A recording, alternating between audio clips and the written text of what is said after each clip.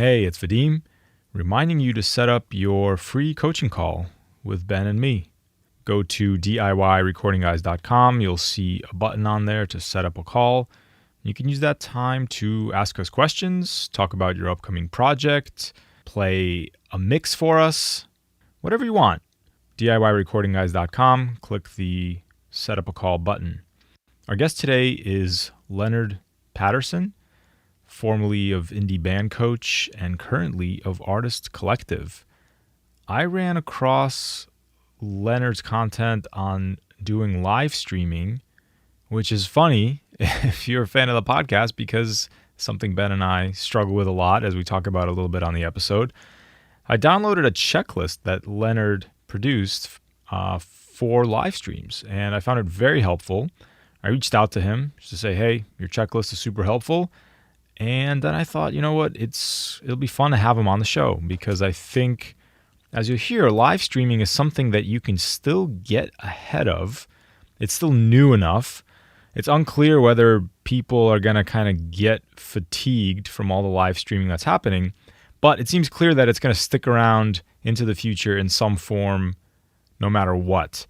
And you'll hear Leonard talk a lot about some case studies, examples of artists who are finding creative ways to monetize their live streams and connect with their audiences, both present and new.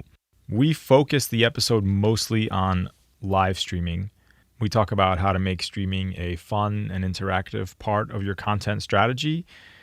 And we talk about, as I mentioned, why it's not just a temporary replacement, but kind of a natural extension of live shows. Leonard talks about which platforms are available and kind of how to choose one. There's some dark horse platforms in there that I maybe hadn't considered, like Twitch, for example. We talk about tips for planning your live stream, the right way and the wrong way to start. Ben and I have used the wrong way several times.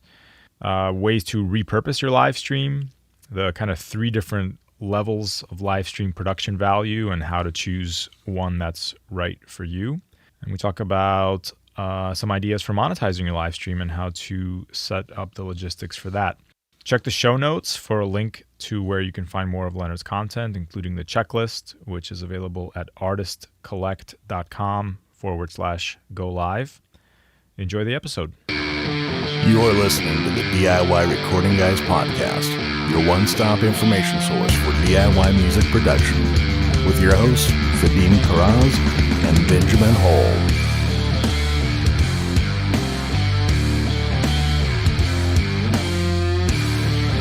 All right, welcome to another episode of the DIY Recording Guys podcast. Leonard, welcome.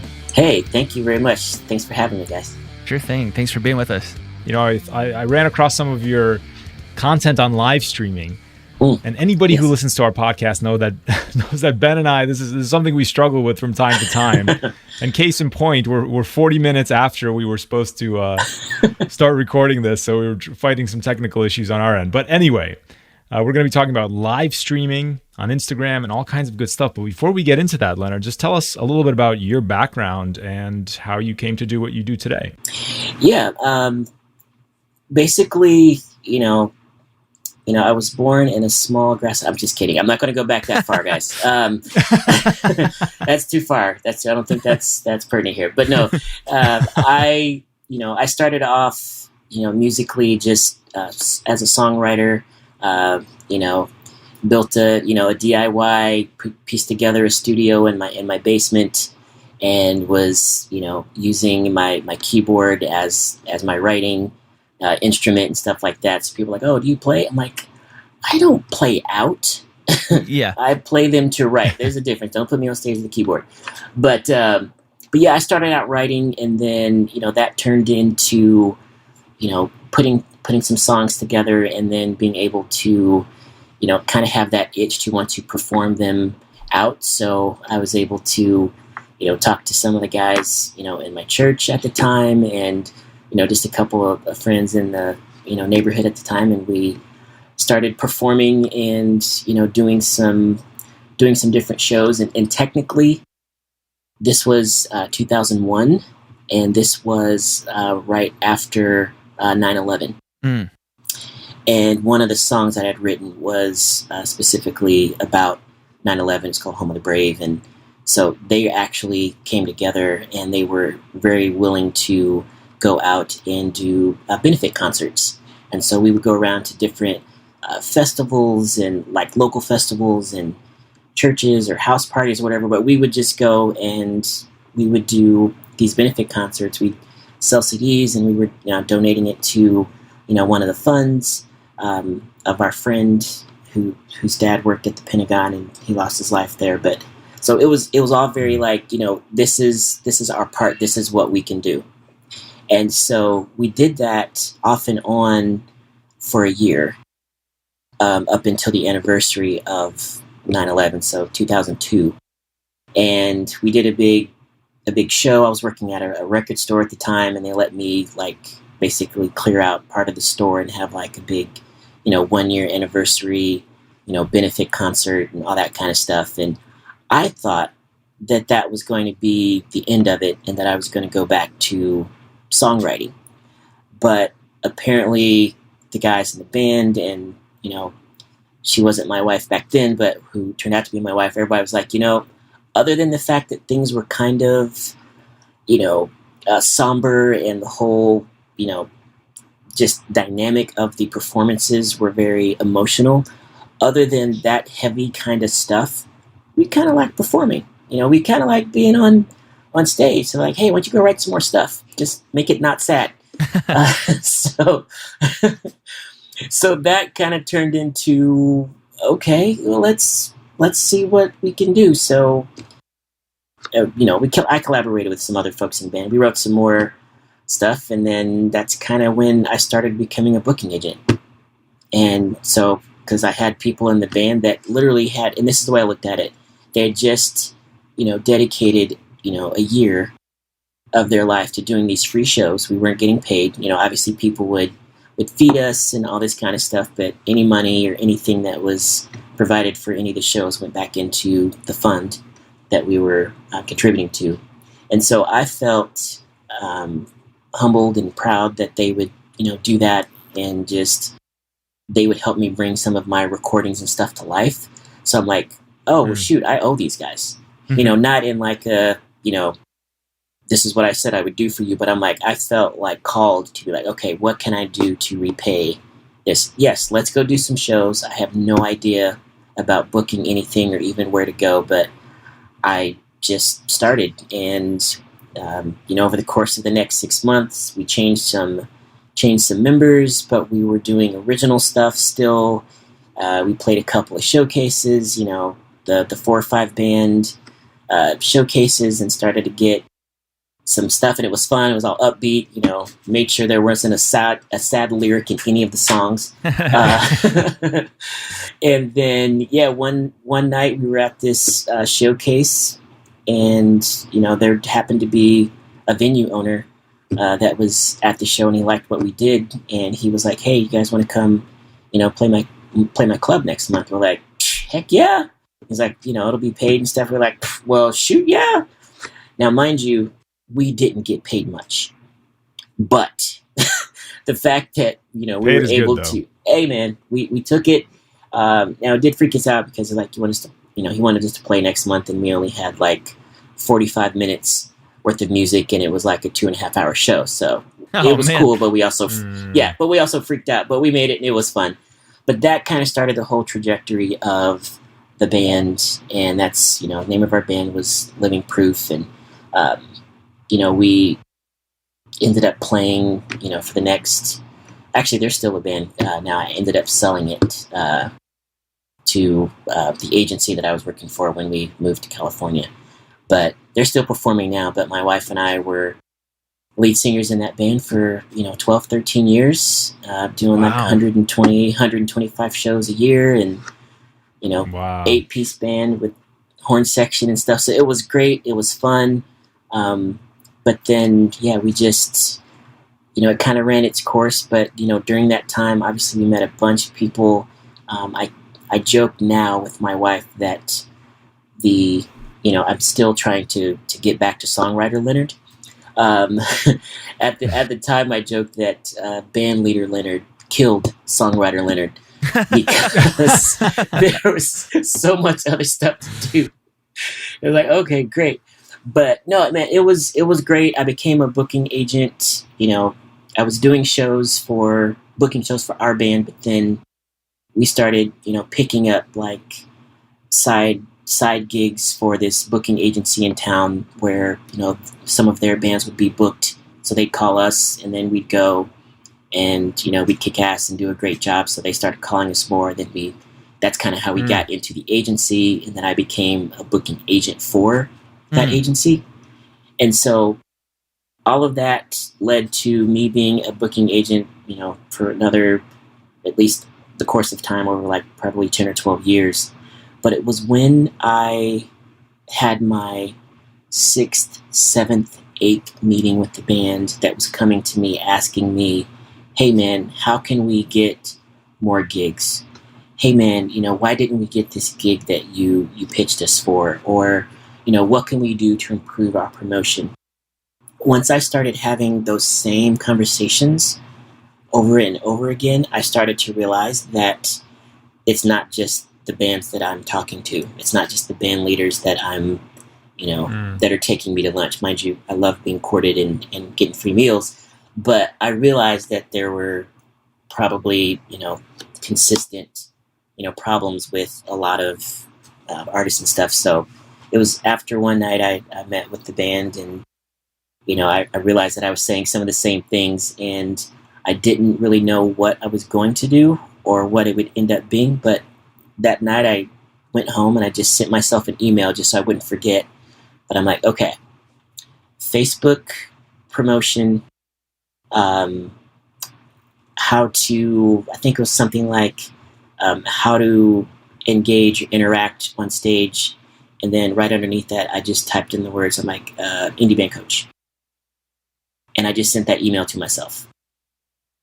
Put it away, didn't do anything with it. I was, booking and playing and living life and all that stuff. And then, it was once, my wife and I moved out to California and I was kind of separated from that routine or that ecosystem, so to speak, that we were in, that, we were kind of remote. I was still booking shows and stuff, but then that's kind of when I ran across that email again. I was like, you know what?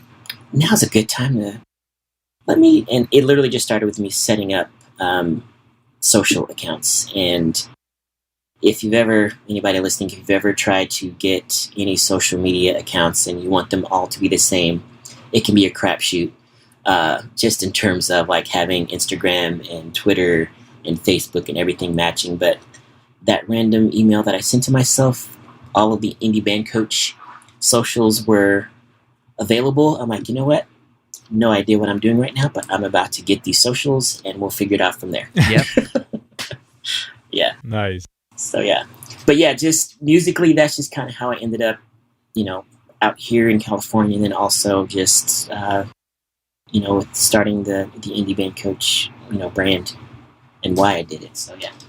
I love that you have experience from both sides of the creative angle and from the more businessy side of things, because that's kind of what you got to do nowadays, especially as a DIY musician, to kind of get anywhere. Like, you can't just be 100% creative. You can't just be 100% business. You got to meld and match the two. And I thought that was funny how you put that,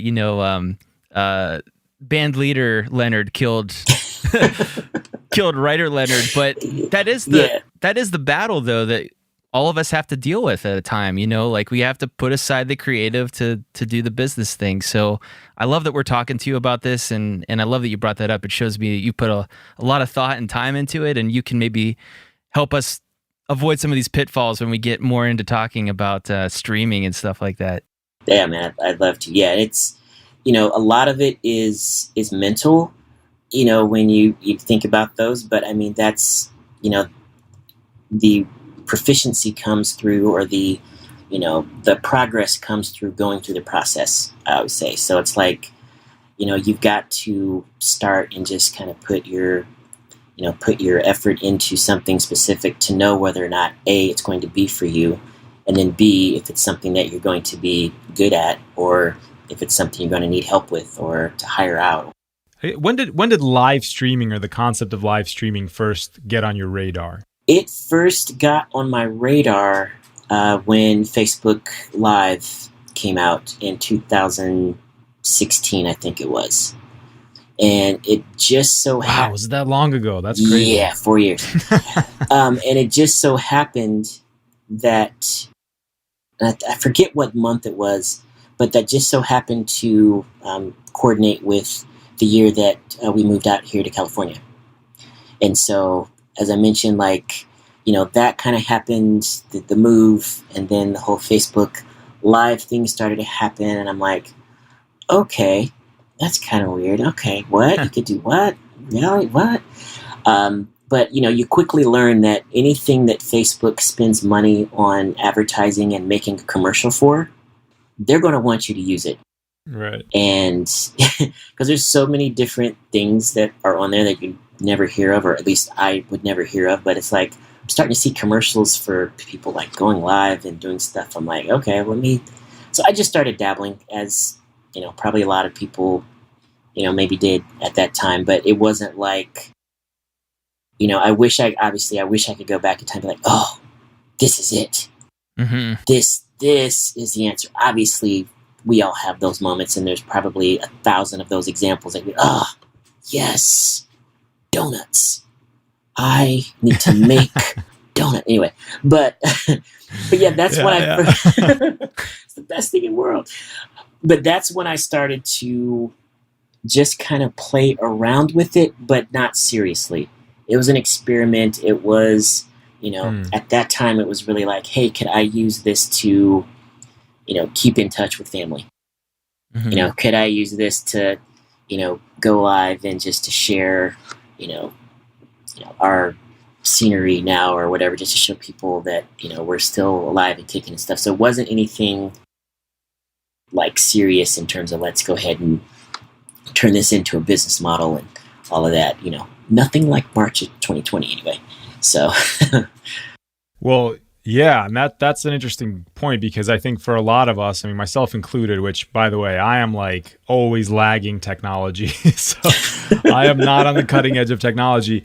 But I remember, there was right around March of 2020 where it was like, okay, now I can understand the power of this. But even since March, I feel like, and you mentioned this when we were talking a little bit offline, even since March, the evolution of the live stream has been extraordinary, because I remember in those early days, it was like, it was a quaint, cool thing for like, oh, I have a messy bedroom and my socks are hanging over the bed and I'm just playing guitar. Yeah. And maybe talk a little bit about that, how it's evolved, because I don't know that type of setup would fly today or be interesting today. Right. I think it really depends on your audience, because there might be people that are craving that, like maybe their world is so, hectic and things like that they just want to come and hang. And there are a lot of, there's a lot of different ways I feel that people can escape. And for as many different reasons that people want to escape, there's probably as many different ways that they would want to escape. So there's going to be people out there that would want to find that artist that, might be just that solo or that duo that might just be hanging out with them in their messy bedroom, whether or not they like the socks or not, that's yet to be seen. But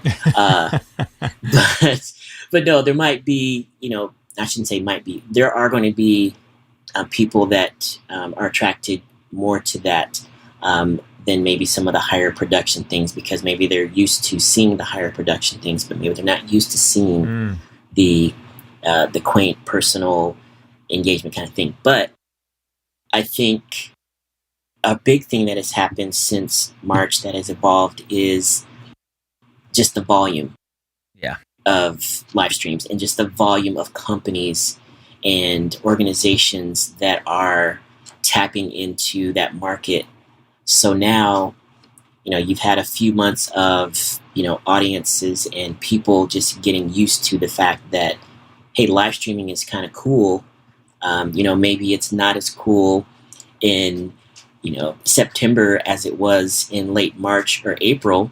But there's been a lot of studies and there's been polls and all of these official things, and people are 70% of the people are saying that I'm definitely going to continue watching live streams, and 50% of those folks say that they've paid for live streaming concerts, and they'll pay more, they'll continue to pay and stuff like that. So while the volume has happened in what seems like a really compact time, I think that you're now going to start seeing companies and artists and writers and basically creative people start to separate themselves because everything is so, I guess, congested in terms of just the attention. Yeah. So now it's like, okay, what can I do to either make it bigger or make it more personal? And so I think there's going to be a lot of those different examples, and I think they're going to be all over the board. I think there's going to continue to be that need and that love for the house concert, the bedroom concert series, because people want to come and chill. And I had a chance to interview. Her name is Karen Allen, and she wrote a book called Twitch for Musicians. So I had a chance to talk to her a lot about Twitch. And that's kind of the whole vibe of, I should say, a lot of the vibe of Twitch for musicians anyway, is that people are coming there for an escape, and, they're going to be there for 2 or 3 hours at a time. And they're going to hang with you, and you're going to talk to them and stuff like that. And so I thought it was really interesting just thinking about, for example, the difference between Twitch and Facebook when it comes to live streaming.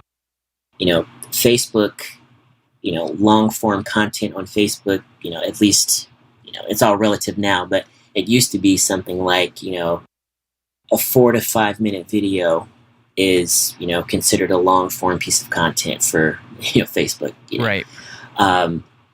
But, now to the point where it's like, okay, where you might do 3 or 4 minutes on Facebook, whether it's recorded video or maybe just pop on there live, the norm for Twitch is 2, 3, 4 hours. And, one of the really cool things that, just kind of talking about the whole Twitch dynamic is like, to really kind of build your fan base and things like that. It's like, to make a commitment, she's like, yeah, you really need to be on there 2 to 3 days a week for 2 to 3 hours at a time.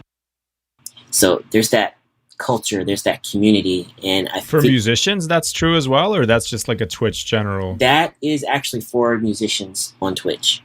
Oh, and wow. Twitch obviously was born of more of the gaming platform, but there are so many examples of things, of different types of shows out there, and that is actually one of the things I recommend to artists who might be stuck, who might think that there's not a lot of different things to do. Go on Twitch for 5 minutes, and literally you will see an artist in their bedroom playing piano. You will see a guy playing guitar and weightlifting. You will see people doing the tapping on the mic, doing the whispery stuff, like shows. Oh, yeah. About it. Like, you'll see people, knitting and talking and there's no shortage of examples of the types of content that are out there. And I say that because I feel like that whole Twitch dynamic is now seeping into all of social media. So the same kind of things will be applicable. In fact, they probably already are in a lot of ways on your Facebooks and your Instagrams and things like that. So I feel like this whole pandemic has really just kind of, set a shockwave kind of to the, to the whole culture of live streaming, but then also as it relates to musicians and just ways that you can, share your music and your message and your passion. And, we're kind of the only thing that's really getting in your way is probably yourself. And, because there's think about it, guys, there's no gatekeepers anymore. True. you know, obviously depends on what you want to do, but you've got access to a bunch of stuff now.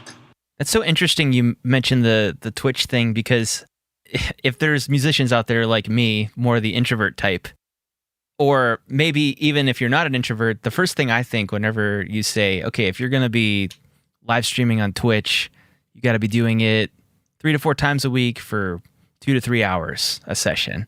Yeah. The first thing I think is, I don't have that much content to share with people. Mm-hmm. But as you go through that, you kind of open my eyes to see that, like, it's not so much about having that much music to play. It's about interacting with your audience for that amount of time, which is a completely different way of thinking about it. Yeah. That I think a lot of us musicians and bands typically think of a live performance. This is like it's almost like a meet and greet and show combined into one. Yeah. Yeah. That's a great way to phrase it. It's really, yeah, the music is obviously part of it, but unlike being on a stage, a physical stage, you are, it's about community. It's about communicating, and it's about, interaction and just, sharing in this experience. And a lot of that experience now, since you can't, reach out and touch someone, since you can't, necessarily, depending on what platform you're using, you can't necessarily see their facial expressions. Yeah. It's that comments are they doing, are they commenting, and, a lot of it still is going to be mental too, because there's going to be nights that no one shows up, just like it might be when you're on a real stage. Mm-hmm. So, but yeah, that's a really good point about not having to think of filling up every second with music. Obviously, depending on what type of show you're doing, yeah, that might be what you want to do. That might be, hey, I'm actually going to go do this show, and people might be expecting, 30 minutes, an hour worth of music. But at the same time, they're also going to be craving that connection. And so if you're able to do that and mix that in, it's a delicate balance, and obviously people's personality comes into play. I call it taking your stage presence and translating it to screen presence, and being able to use whatever tools you might have at your fingertips to help you do that. So that, maybe, for example, like you guys are doing now with the podcast, one of the things I've recommended is that whether it was like at a live show or now that it's online, but like have a family member, a band member, or someone, they don't have to physically be in the space, but have a show producer where you're able to play music and then have someone that's able to either sign into your account, or they don't even have to, but be able to respond to comments. Give them send them an email with, hey, here are the links to the PayPal, here are the links to the downloads, here's the link to the Spotify. Drop this in there every 15 minutes if no one asks about it or something, or, here's what people might ask about. Go ahead and drop those in there so that you can still perform, but the actual mechanism of communicating and, being able to encourage that engagement is still happening at the same time. And you don't have to sit there and multitask like, okay, did I just sing that first verse? I can't. Okay. What am I singing again? I know. Okay. And this is this the lady that I don't like, or is this her sister? I don't remember what, obviously, there's always two shows going on. There's the one that people see, and there's the one that's in your head. Yeah. So that's you have a great checklist which we'll link to, which is a live stream checklist, and you're kind of starting to get into that. One of your 15 tips is, plan your stream. But even before we dive into that, you mentioned a couple of the different platforms available. You mentioned Twitch and Facebook and Instagram. Yeah. Maybe say a little bit more about that, because I think one thing that maybe intimidates people is the number of options. And I think there's a tendency to think like, I have to be on all of the social media platforms or something like that. What's your guidance that you can provide there for people who want to consider streaming live content? Sure. As far as these different venues, I would recommend a combination of one of these two things.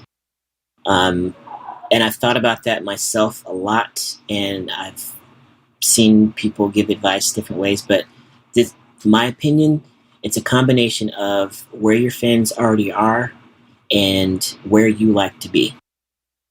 So if you like to hang out on Facebook, and that also happens to be where your fans hang out, don't think that you have to also go over to Instagram Live. It's a totally different dynamic.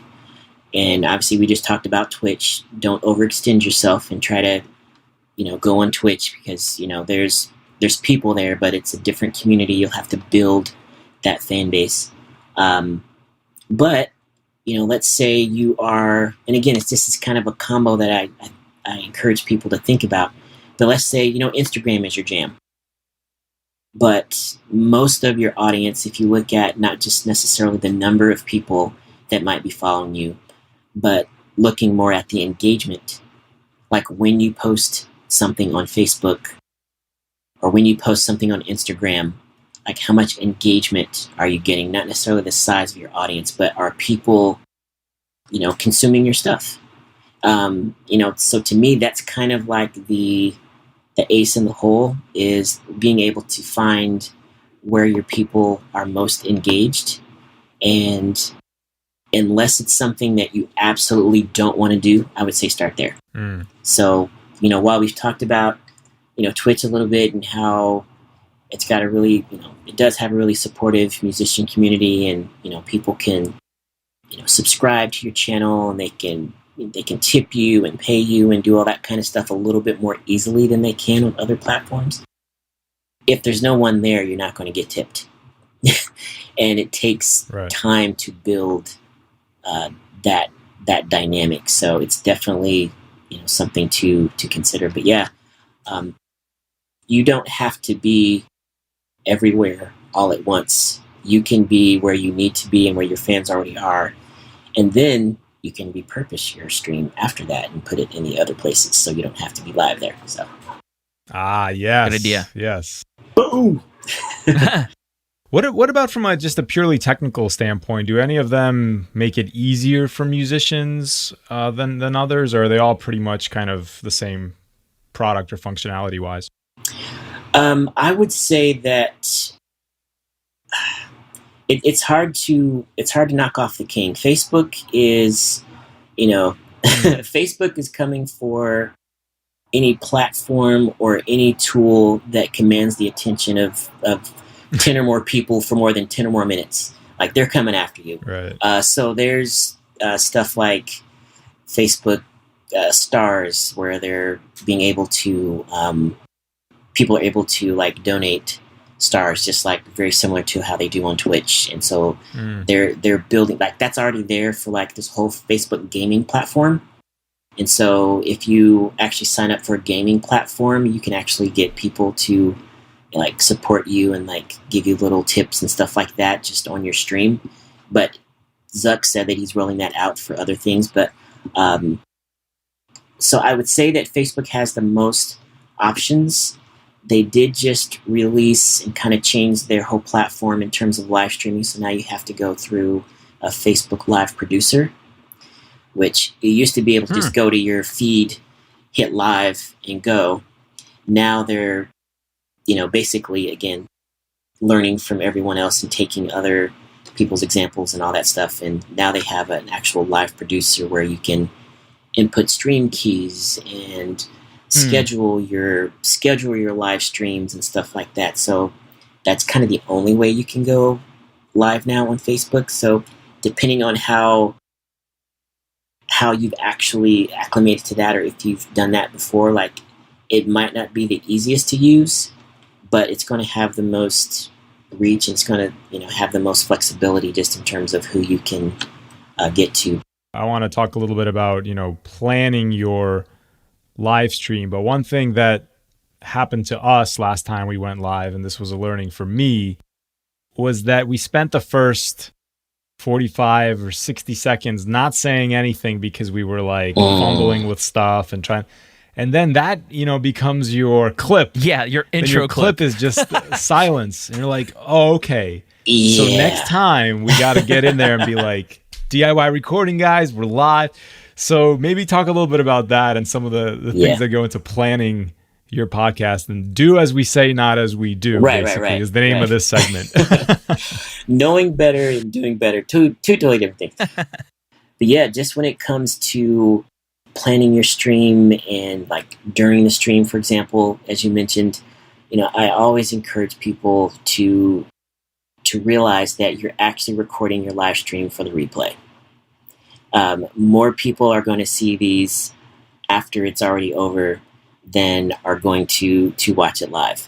Sure, there's going to be some exceptions. You got some, crazy popular bands and crazy popular artists with some, really engaged fan bases, and, they may have, a large audience watching concurrently, but for the most part, you want to be thinking about the people that you're going to send this to, or your, like you said, your preview clip on your IG feed. You want to be thinking about those people, obviously, and still being able to engage and interact with people live. But yeah, I always don't wait for people to show up. I've been guilty of it. I see people still do it, and I try to make sure that I don't do it, but it's like, oh, let me just wait till somebody shows up. I'm like, see, now they're here. I'm a replay and I'm here. Yeah. But yeah, that's just one of the things. Another one is, to, introduce yourself a few times throughout the broadcast, just for people that are joining in late, that might catch you live, but just might be, didn't catch the beginning, and maybe they just might be stumbling across your broadcast in some way. But that also helps kind of encourage some, repetition and, branding and stuff, even for people that are watching live. So it's not like, it's not like starting over. It's just like, oh yeah, this is, Leonard with Indie Band Coach, or I should say Artist Collective. And, I'm still getting used to it. It's only been a few days. But yeah, just those kinds of things, I think, help in the evergreen nature of the content and stuff like that. Yes, it's live, and yes, it's right there, but it's still going to live, until you delete it or take it down or something. Very cool. Talk a little bit about the technical side of it, and in particular, I'm wondering, how to get your sound to be good enough, and also if you have multiple musicians or multiple artists, what are the options and what are the things to consider? Yeah, I have in my head, like, I kind of have just like 3 levels of live streams, and they're basically, mobile only, which is just on your phone, nothing plugged into it, no apps necessarily, but it's just your phone, it's just raw. And, as you mentioned earlier, just depending on, what your audience is and kind of like the type of live stream that you're doing, those types of live streams can be great if you're just talking to people, if you're just hanging out, or if you are, for example, maybe a solo artist, a solo acoustic artist who's able to play an acoustic instrument and sing on top of it. I've seen plenty of people that have done this really well, but, it might take being in the right room, with the right acoustics, that kind of thing. But there's a few things to consider. But I know a couple of artists who have like sponsorships, and they literally are going live on their phone, in their office, and they've gotten sponsorships.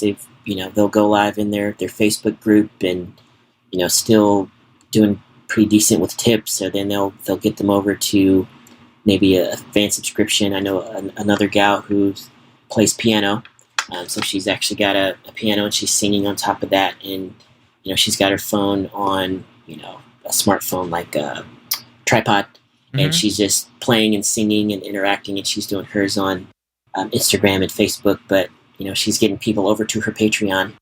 The only limits are pretty much what you want. So you can do quote unquote really good quality live streams with just your phone and nothing else.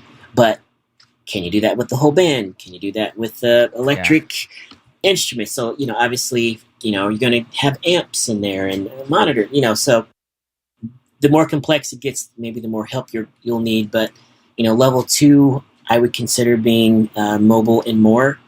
So like, you might have your a microphone plugged into your phone. You might have, an audio app that kind of helps with the quality of what's going on your phone. A lighting that might, hook up to your smartphone, that kind of thing. So it's like you're going to take what you've got, but then you're going to amp it up, so to speak. I also use quite a bit. What's it called? It's basically a wide angle lens that you can hook up to your smartphone that can actually broaden the field of vision. So it's like, there's all kinds of examples there. So like if you did have a 2 or 3 person acoustic band, that'd be one cool recommendation that I would, say is like, get a, $20-$30 little wide angle lens, hook that up to your phone, and now you're able to not have to all be sitting up on the camera. Yeah. But, but it can still Very be acoustic, cool. And you there's the less stuff there is to plug in, the less things that can quote unquote go wrong. But yeah, then in level 3, then is basically, in just getting into like the laptop or desktop studio. But yeah, if you have any type of source of any piece of equipment that can turn that analog signal into digital, so if you can get, your USB mic that hooks directly into your computer, or if you've got a USB mixer, anything that can help you, bring in multiple channels, then you can start to play around with, having people plug in, or having a keyboard versus a piano, or a bass instead of an acoustic guitar, or maybe in addition to, is what I should be saying. There's also this whole thing with the whole pandemic that a lot of it has come like, oh, let me get this new thing, let me get this, because this is what I need, and this is, I gotta have this. Man, I dug out, I don't know what year it was, but it's an Alesis 8-channel mixer. Now let me tell you, I'm going to date myself. Well, actually, I already did the 2001 thing, but it's an Alesis. If anybody else has one of these, I will, I don't know, air 5 you, but it's a USB mixer that has an iPod Touch dock. Wow. Nice. Yeah. That's how old this mixer is. You could mix down to an iPod. Obviously, I've not seen an iPod Touch in years, but when we were doing a live stream recently, I looked at this thing. I'm like, oh, wait. Because I was about to go get like a Focusrite or something just to be able to have like a couple of channels. And I dusted that thing off, and I'm like, shoot, we're balling. Yeah. And I mean, it does the trick. It's big and clunky, but it served the purpose. So yeah, those are just kind of the, I guess, levels of live streaming. Like in each one of those levels, you could have as little or as much tech as you maybe needed to get that base level, like what you would consider quality sound. But another kind of recommendation I have is to not just test your setup, but test your stream. So like on Facebook, for example, you can set up a stream and set the privacy to only you.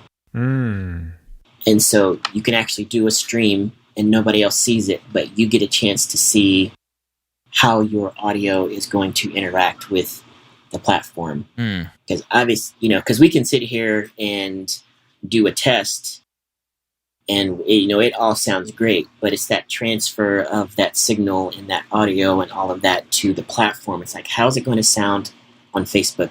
I have a bunch of thoughts rummaging around in my head just when it comes to what levels do we want to be aiming for. You pick those 3 different levels, like the top tier, the middle tier, and the bottom tier. And I'm just thinking, I'll pick 2 different examples. So let's just say indie acoustic singer-songwriter, and they've already got an established audience that is just watching them perform in their bedroom. It's going great for them.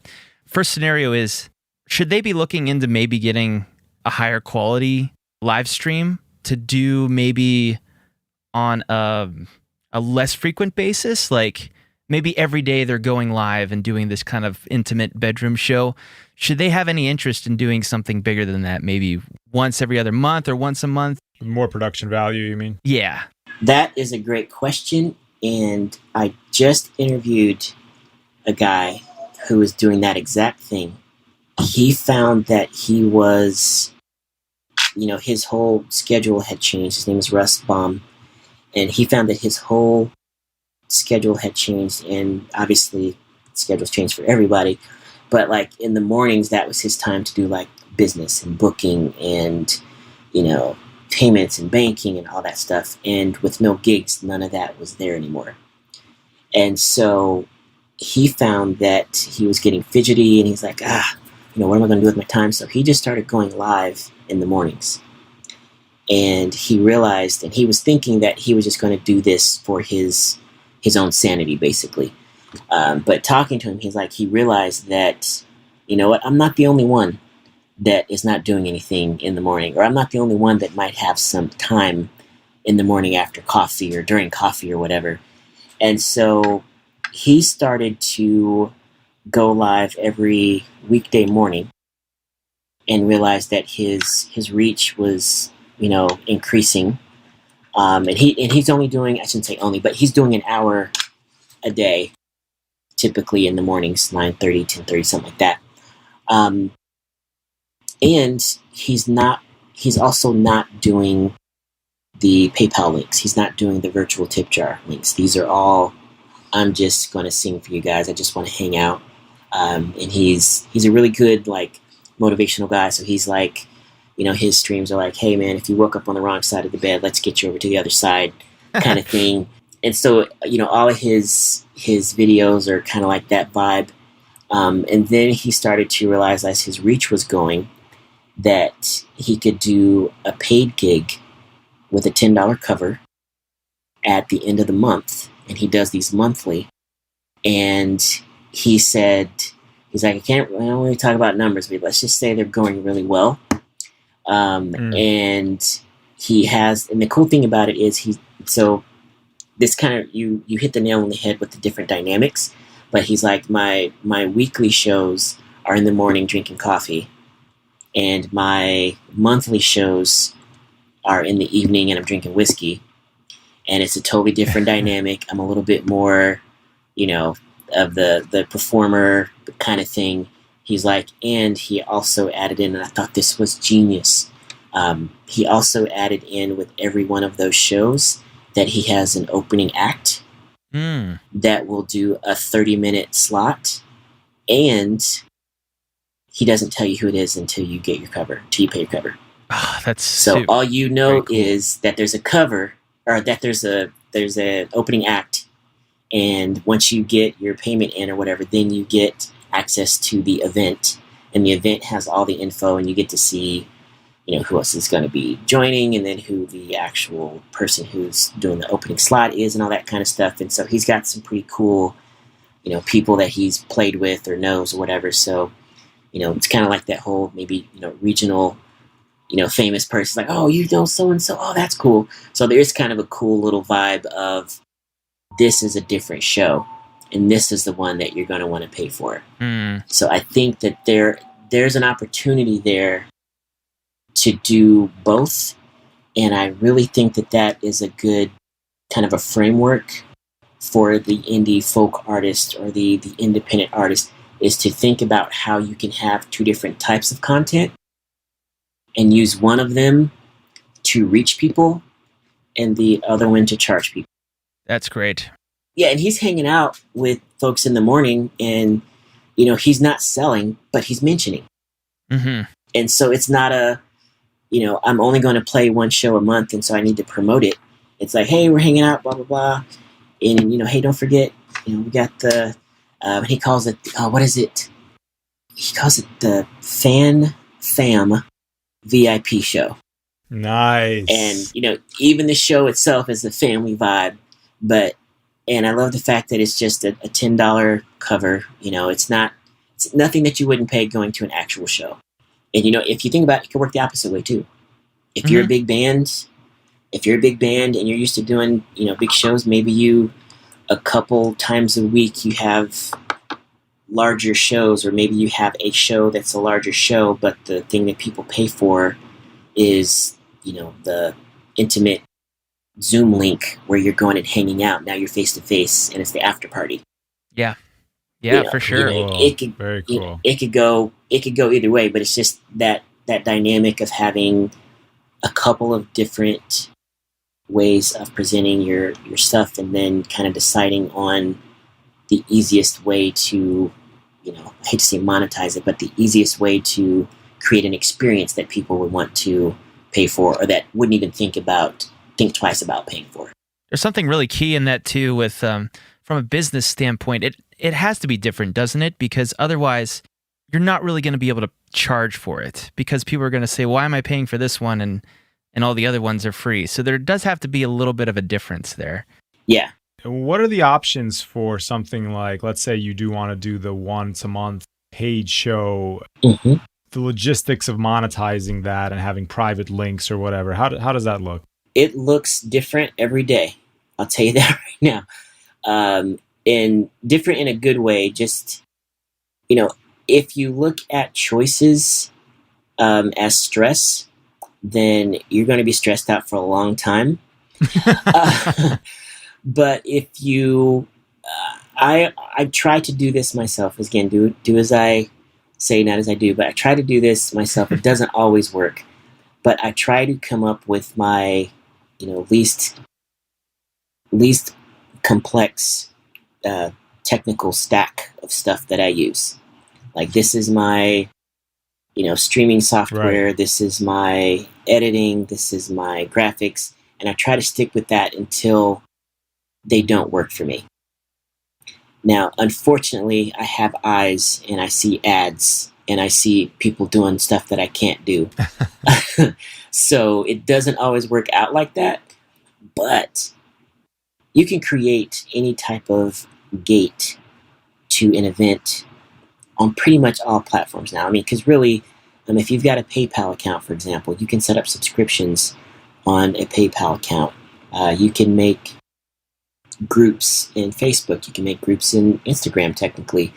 But, you can make a group or an event private and have a private link. And the only way that they get that is, the thank you page after they pay.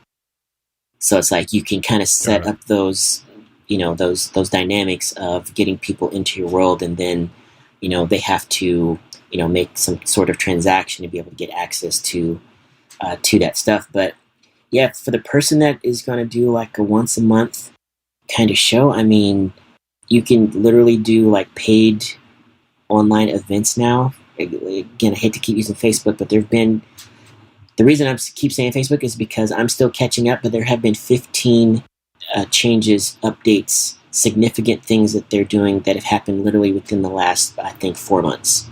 And one of the most recent ones is paid online events. So you can set up an event and charge people. Like, you can charge a cover for an event. And so you can say, hey, you know what? I'm going to have this event. And obviously, just thinking about the example that we just used, depending on how engaged your following is, that might not be the best route to take right now.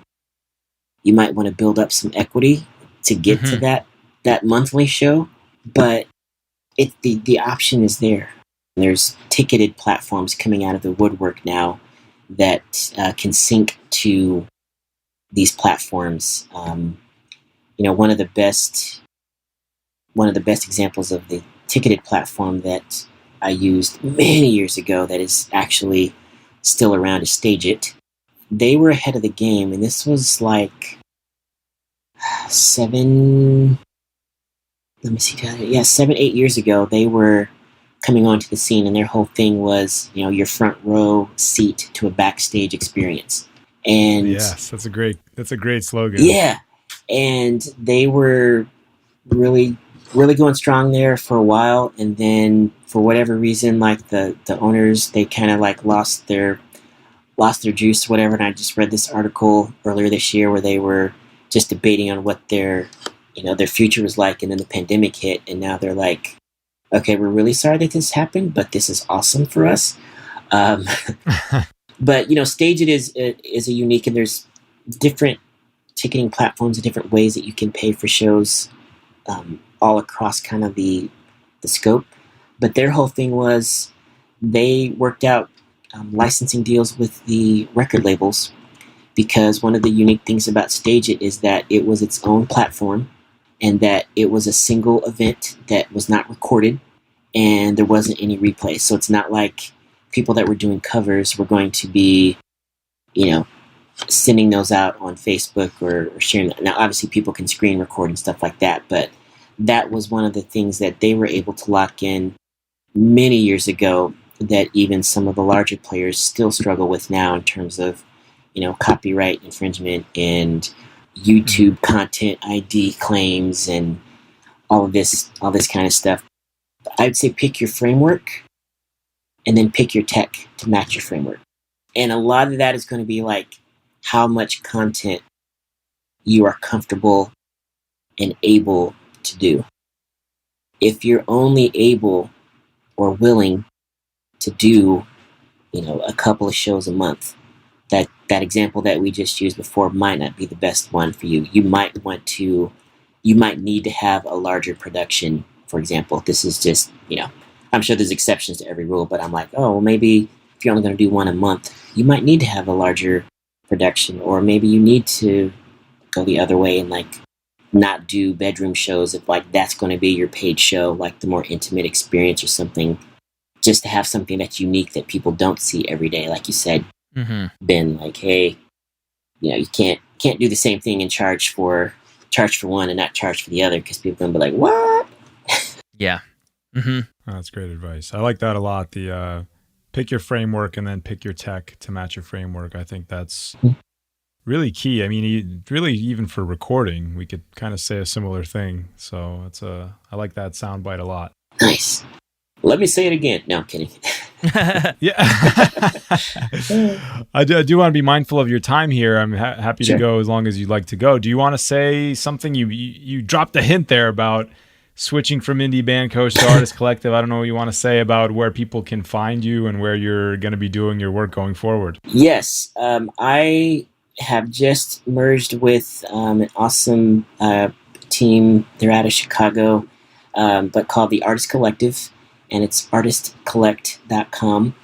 And yeah, you've mentioned the checklist a couple of times too, and a lot of this stuff is kind of within the scope of that. But if you do want to get your hands on that checklist, hopefully it's something that can help you kind of frame out your live stream and like get you started. But you can just go to artistcollect.com/go live, and you'll be able to get.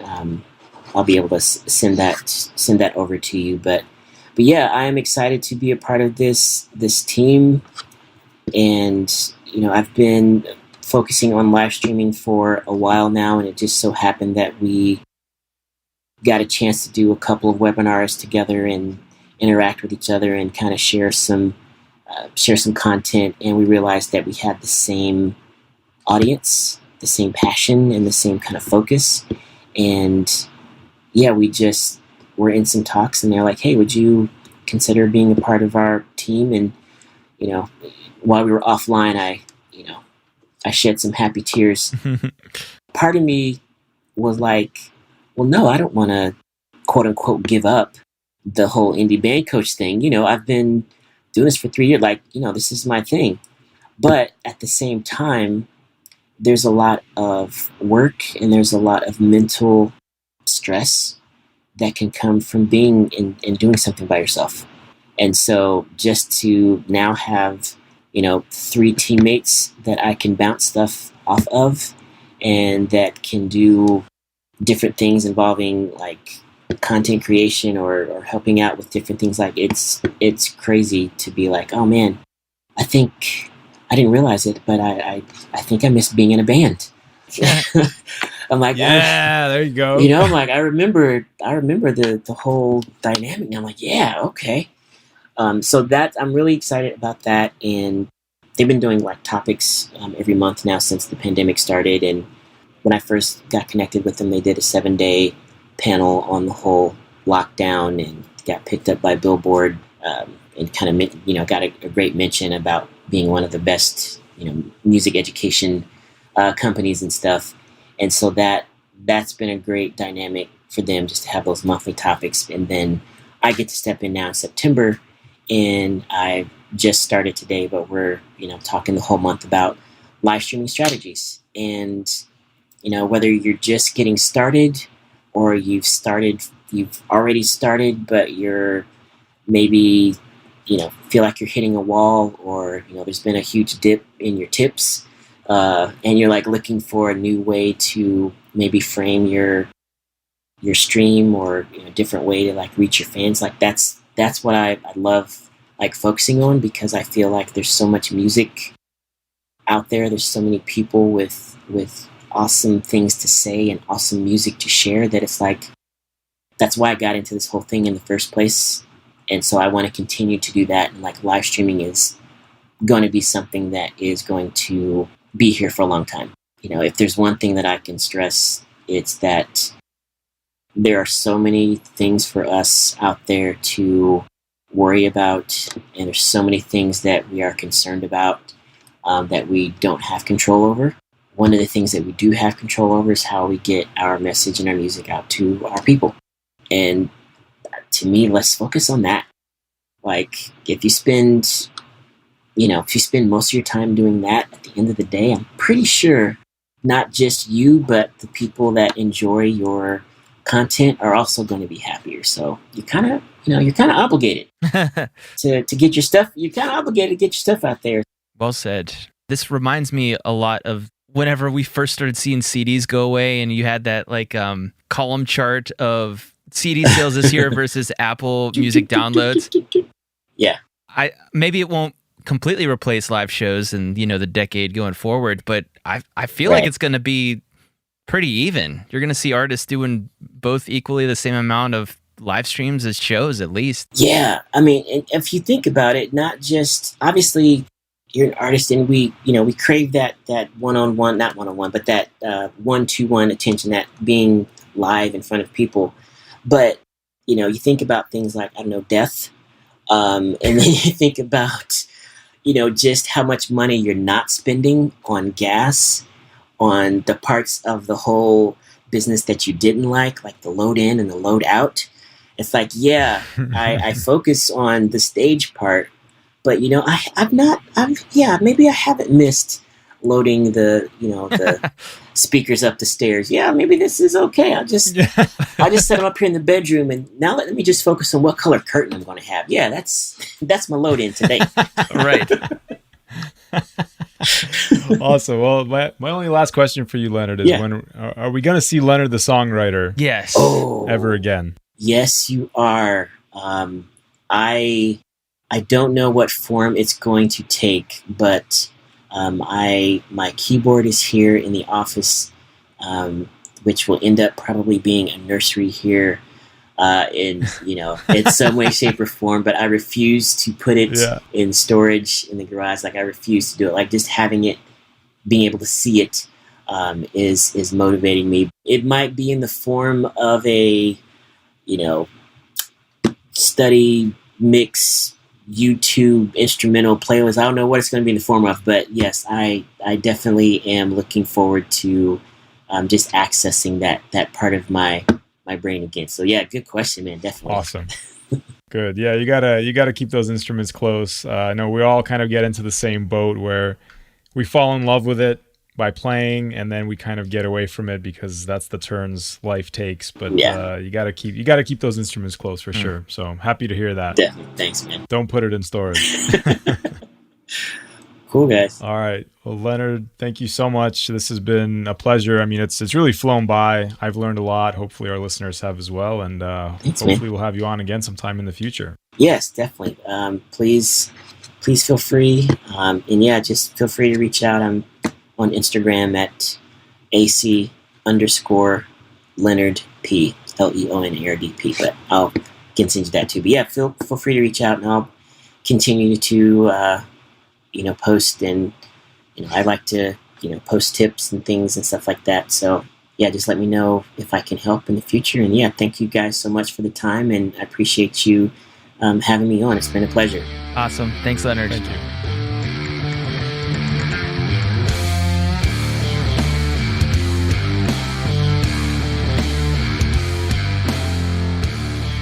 If you're enjoying the podcast, take a minute to leave a rating wherever you like to listen to it, or share it with your friends on social media. Also, Benjamin and I are working engineers, and we love helping people turn ideas into finished productions. So if you're interested in working with one of us, or just want to discuss a project you're working on, reach out. You can find my work at calmfrogrecording.com, get me on Instagram at calmfrogrecording, or shoot me an email, vk@calmfrogrecording.com. And you can check Benjamin's work out at dreamloudstudio.com. Hit him up on Instagram at dreamloudstudio, or by email, ben@dreamloudstudio.com. And finally, join our Facebook group to engage with a whole group of friendly, like-minded people who are interested in DIY recording. Just search for DIY Recording Guys on Facebook. Thank you